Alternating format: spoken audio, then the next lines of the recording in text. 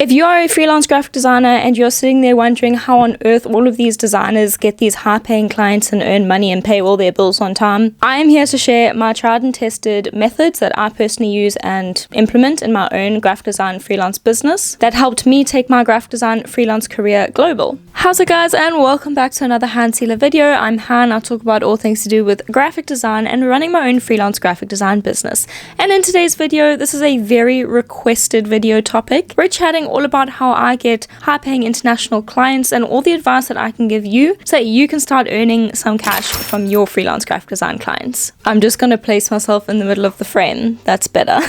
As you guys know, I'm like the most chilled person in the world, so we're just chilling in the studio today. It's freezing cold outside. I've got a nice hot cup of tea on my desk over there, and we are going to be chatting about freelance graphic design business stuff. So get your notebooks and pens and your popcorn, and let's go through it. First things first is you are going to want to build a portfolio. Your portfolio is basically your passport into getting international clients. Always make sure that it's clean, it's professional, and it showcases your best work. Focus on quality over quantity, so include your very best projects. Don't go putting every single project under the sun. You want to show what you have done really, really well. Secondly, you're going to want to highlight your diverse set of skills. So if you're good at illustration, put in an illustration project. If you're good at packaging, put in a packaging project. If you're good at branding, show that and show your process, show your scamps, show how you got to that final result. You're also going to want to make your website very easy to navigate, easy to find your contact details, easy to find out who you are and what you do, and then easy to find some pieces of your work. Don't make it overcomplicated. Don't make them click 100 different links to just get to one thing. Make sure that you have optimized web pictures on your website so that it's not taking forever for the website to load. So make sure that all your images are compressed nicely for web, because you really don't want people to be all confused and getting frustrated when they haven't even contacted you yet. Your portfolio is their first step in this process, and if they can't even get past like getting to contacting you from your website, you already have a problem. And then obviously the fourth point, make sure that your contact details are clear and there. Personally, I like to use a form that's embedded into my website. That way I can get to gather a little bit more information from my clients rather than them just popping me an email. I would rather have them fill out my form, and on that form I can gather their name,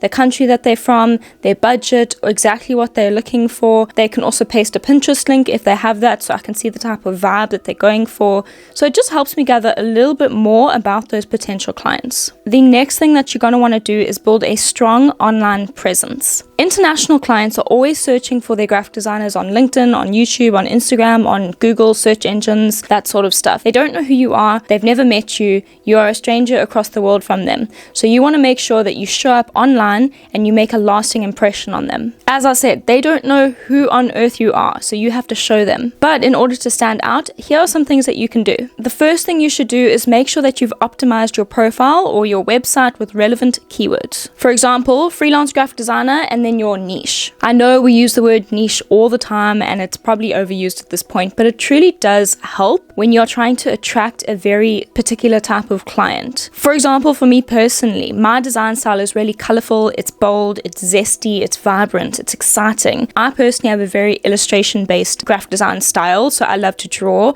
I love to include illustration in my elements and colorful things. When clients come to me and they want like a super minimalist white and black branding with like absolutely no typography manipulation and no graphics and no assets and no visual fun, that's not really a project that I'm going to enjoy working on because it's completely polar opposite to my graphic design style. I personally like to build bright and bold brands that captivate, that resonate with their consumers. I love being able to take all of that and then convert their clients or potential consumers into a loving, loyal community. My approach recognizes the importance of brand strategy, and having that brand strategy guides all of my creative decisions in order to make unique visual experiences for my clients. These are all keywords that attract the type of clients that I want to work with. So if joyful, zesty, bright, bold, exciting, something that just evokes the sense of like sunshine and joy, that is very much my style. Another way to enhance your online presence is obviously to post. I know If you want to be a graphic designer and you are shy and you don't want to post yourself, you can do that, but it's going to be much more harder and tougher for you to stand out from the crowd. Because remember, we are working remotely with people that we've never met, with complete strangers on the other side of the world. Sometimes there's language barriers, sometimes there's culture barriers.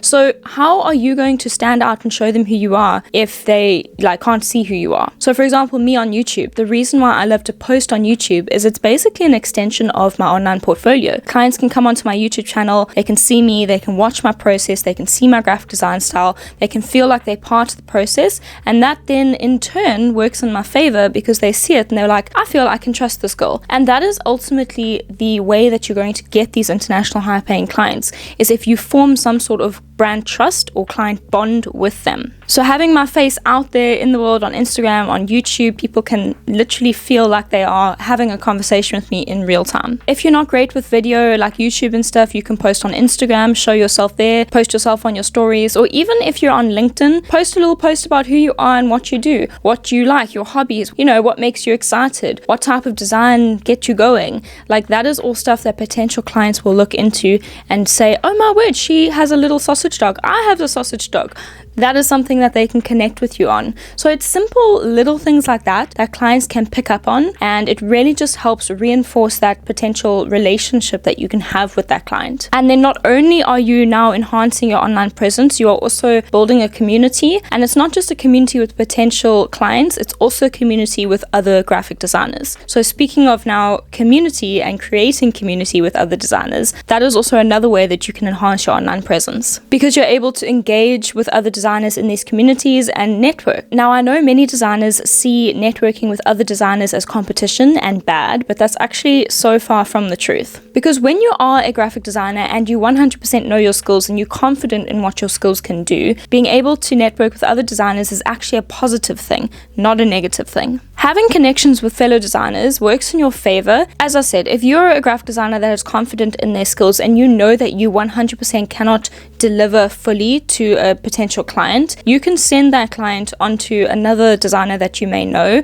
that you have personally worked with, that you know will be able to meet that expectation for that client. And in turn, you will hope that in future, when they get a client come to them and their skills are not strong enough to cover the brief, they will then send that client onto you. So when that happens, that is personally for me when I felt like I was like, okay, this is really cool, because I know my strengths, I know my weaknesses, they know their strengths, they know their weaknesses, and we are able to connect and network with each other and bounce off each other's strengths and weaknesses, not see each other as competition. Part of being a good designer is knowing wholeheartedly what you are good at and then accepting the areas that you know that you need to work on. But if you're constantly part of the graphic design community and networking with other designers, you're always on the top of their mind, because you never know who is going to recommend you and your skill set to a potential client. Another way of getting high-paying clients is to niche down and market yourself. I know that this is a really tough thing to do. Us graphic designers, we always want to take on the whole world and do absolutely everything. Especially when you're starting in your freelance graphic design career, you will take on every single brief under the sun, even if it works you dry to the bone. Because obviously when you're starting out as a freelancer, you may not necessarily have enough experience, you may not have the clients, you don't have that client network or base to work off of. But when you specialize in a niche type of graphic design, that is when you can attract more high-paying clients. When you kind of have a very dispersed portfolio, that is when you kind of have the run-of-the-mill and kind of every random person coming to you. But when you're specifically catering for the same specific thing over and over and over again, high-paying clients see the value in that. They see that you're very experienced in that specific area, and they will come specifically to you for you to work on that exact thing that you've honed your entire focus onto. So if you want to focus on wellness and lifestyle clients specifically, like doing their branding and their logos and their patterns and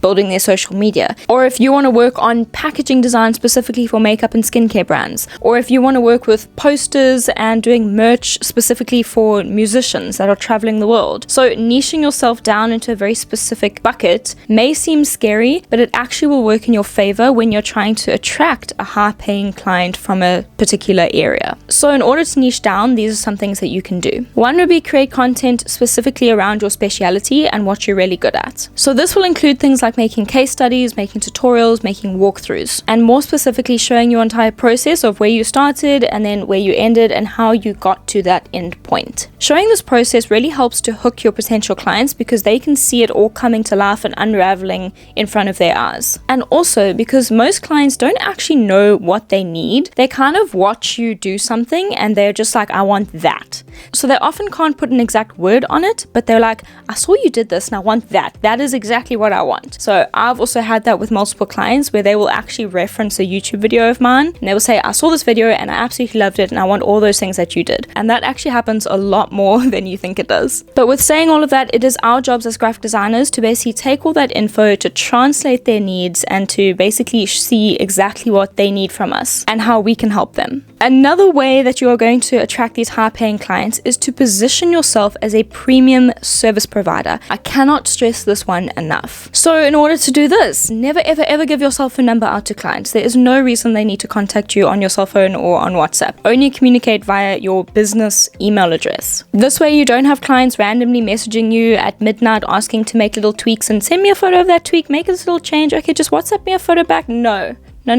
We deal via email only. And when it comes to the whole emailing after hours things as well, set yourself some business hours. You are a business after all. I know it's very difficult for a lot of designers to separate personal and business life, but trust me, if you want to be attracting those high-paying clients, separate yourself from your business, set yourself business hours, and stand by those boundaries. Because that way, clients will see that you mean business and that you're actually running a business. You're not just like a little designer working at midnight trying to crunch deadlines with every single Tom, Dick, and Harry. I don't know if I can say that on YouTube, but I just did.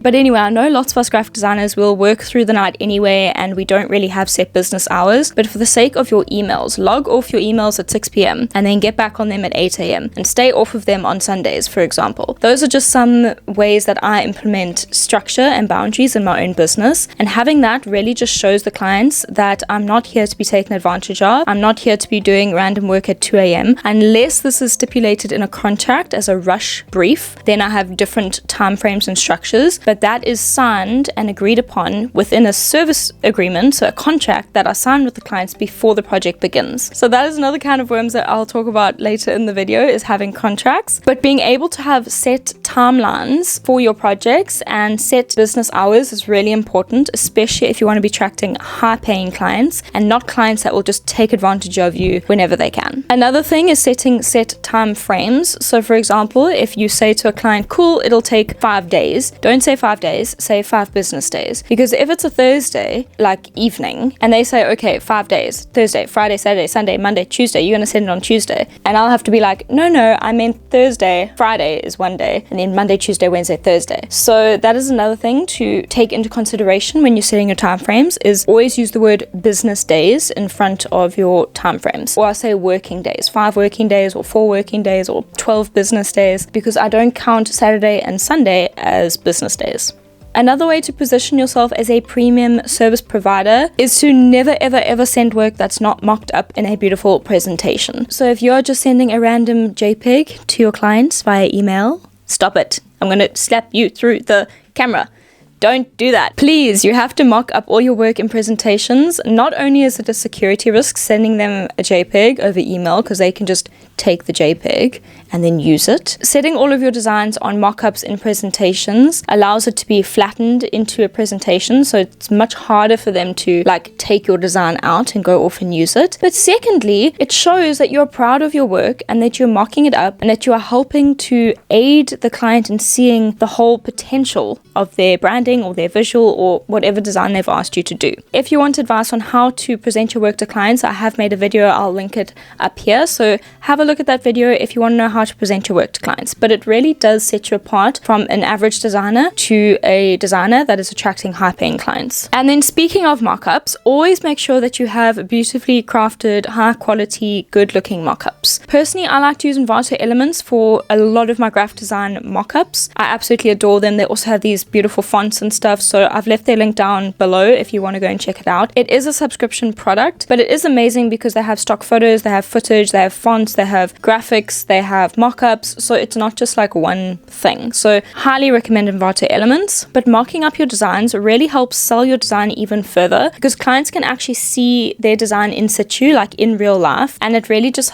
catapults you way ahead. Another way to attract high-paying clients is to have a paid website, your own website domain. marketing. Use Instagram as like a way to connect with clients and connect with other designers, but do not use it as a portfolio. You do not own Instagram. You do not own your Instagram profile. Instagram can drop one day. The servers can stop working. For example, TikTok in America has just been banned. They could ban Instagram somewhere, and then there goes your portfolio. Poof, you can't do anything about it. So having a website, a paid website that is 100% owned by you is very important. And that way it also shows clients that you mean business, because you have invested in yourself and that you have paid for a paid website, you've paid for a business email. So these clients will say, okay, they've invested in their business, they're proud of their business, this is someone who I can invest in. Another piece of advice is when a client contacts you, don't take 5 or 10 days to reply. Reply to their inquiries quickly. Don't leave them hanging for so long. Also, when you're sending quotes to your potential clients, don't just send them like a random little quote. Put it into a designed proposal. I customize every single one of my clients' proposals into like a multi-page document that gives a little bit about who I am, what I do, type of brands that I like working on. I then also outline their problem and then how I can bring a solution to that problem, and then the investment, and I break down the timeline of the project in the proposal. And then I have a page about additional fees, so like a rush fee, font fees, a pause fee, all of those things. And then I have my bank details, the payment terms. So then I put the payment terms, how they can pay me, how it is structured, the deposit versus the final payment.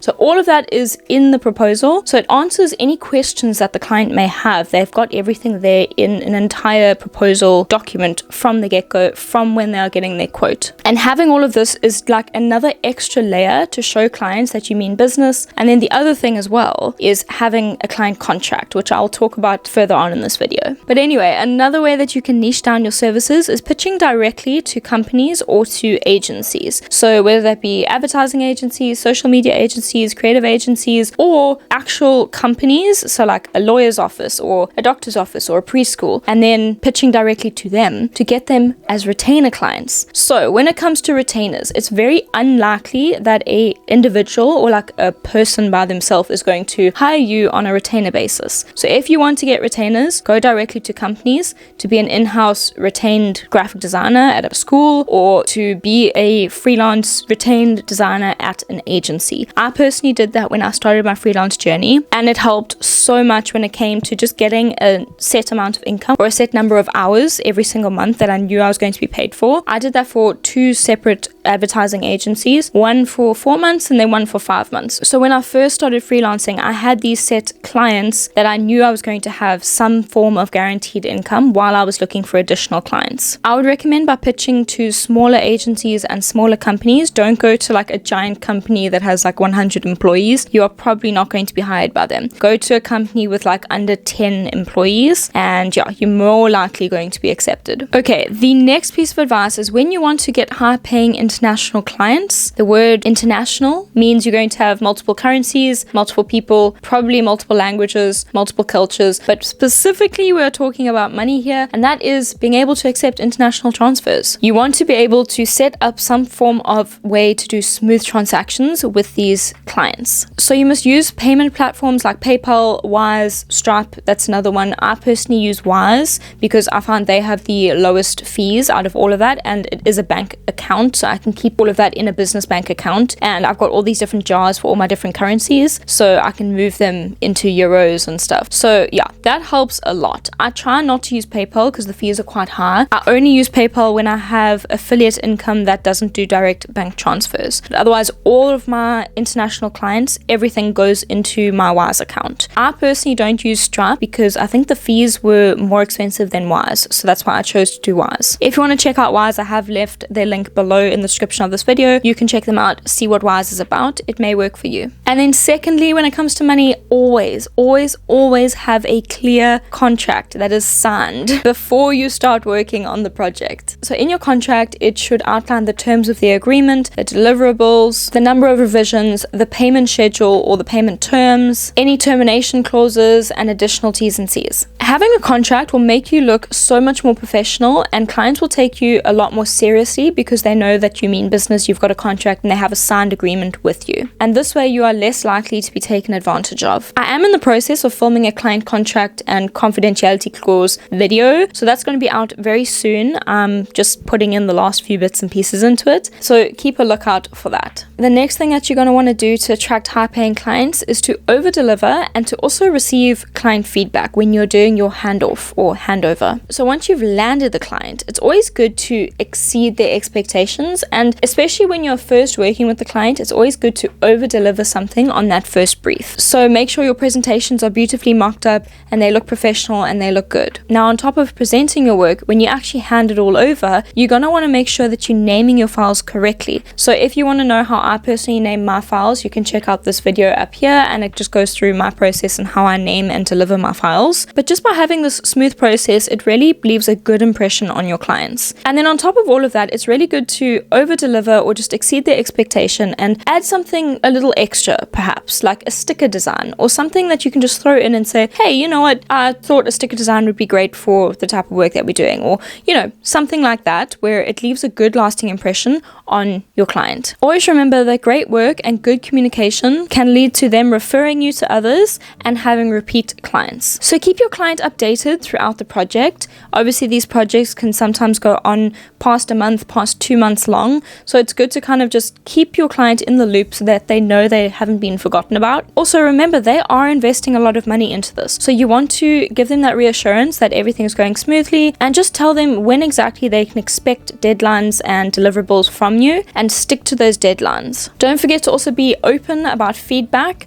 So when they come with feedback, you need to be able to accept it and to make those changes. But also, if it is something unreasonable, you should be able to stand your ground, and you need to be able to recommend to them why something may be good or may not be good for their business. And then once you finally offboard with the client and handed over everything, make sure that you are sending out a form. I personally use a Google form to get their testimonial or their feedback on the process. I send this to all of my clients once my projects are done, and it just helps me to digest everything and to understand how the process went for each of my clients. That'll also leave a lasting impression in their minds to think, okay, she wants some feedback, she wants some advice on this to see how things went. So there you go. I know this video is a little bit long, but it's jam-packed full of my personal advice and strategies that I implement in my business and that I use and that I have used to grow over the last couple of years. With the right strategies, tools, and mindset, landing those high-paying international clients is definitely within your reach. You just have to start slow, and you've got to continue working and building it up. If you found these tips helpful, please hit the like button, show some love, subscribe if you want to see more graphic design related content like this. Don't forget to drop any questions you may have in the comments, or success stories, or how you land your high-paying international clients. I'd love to know. As I said, we are a graphic design community over here, so it's great to learn and network and hear from other experienced designers or even beginner designers as well. Let's keep creating, thriving, growing, and learning together, because that's what the internet is for. Anyway, guys, I hope you have a lovely day wherever you are in the world. Thanks for watching. Thanks for sticking to the end. Don't forget to check out this video if you want to see more graphic design related content and learn more about being a graphic design freelancer.